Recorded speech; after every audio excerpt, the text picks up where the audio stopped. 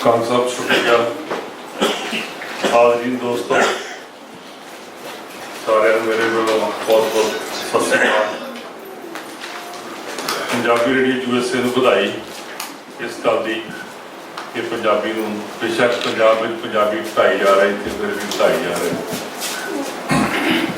छोटियां दो कवितावां कंग साहब के याद होवे तां बहुत लंबियां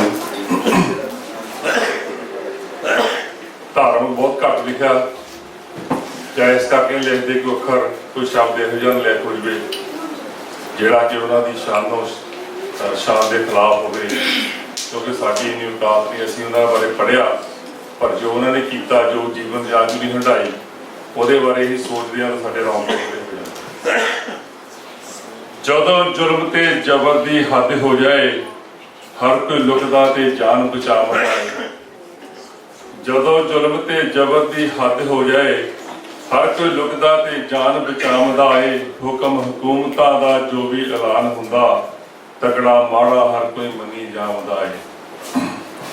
जेनू देश ते धर्म दा प्यार होवे, रेता सीस ते उही पुआवदा है। देवे बंगारियो जुल्म ते जबर ताई, ततियां तवियां ते चौंकड़ा लावदा है।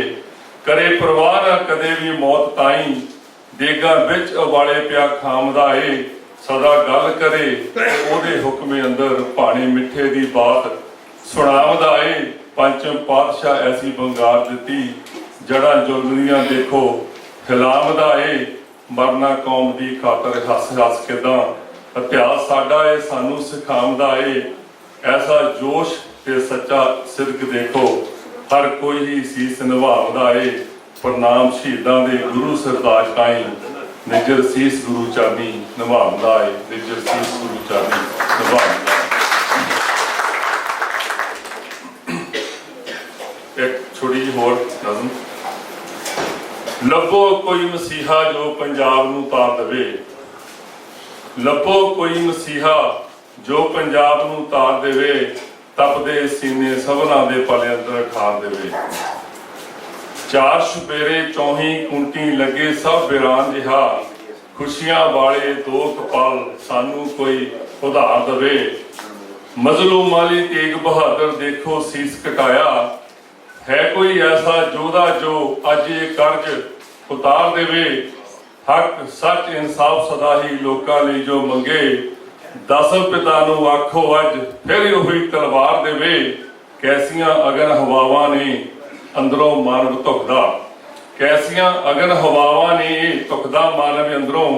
फफड़ा दफड़ी अंदर केड़ा जालम नूं बंगार देवे। मां मर गई ते रोवे मासी नूं देश मेरे दी जानता। मां मर गई ते रोवे मासी नूं देश मेरे दी जानता। हुण तां लोको लभो लीडर बनदा जो सत्कार देवे। ज्ञान विज्ञान करो ध्यान ऐ सारे विद्वानों, ज्ञान विज्ञान करो ध्यान ऐ सारे विद्वानों। दसो गुरु कोई पंडित जो हरेक चमेट ही मार देवे। दसो गुरु या पंडित जो हरेक चमेट ही मार देवे। शुक्रिया।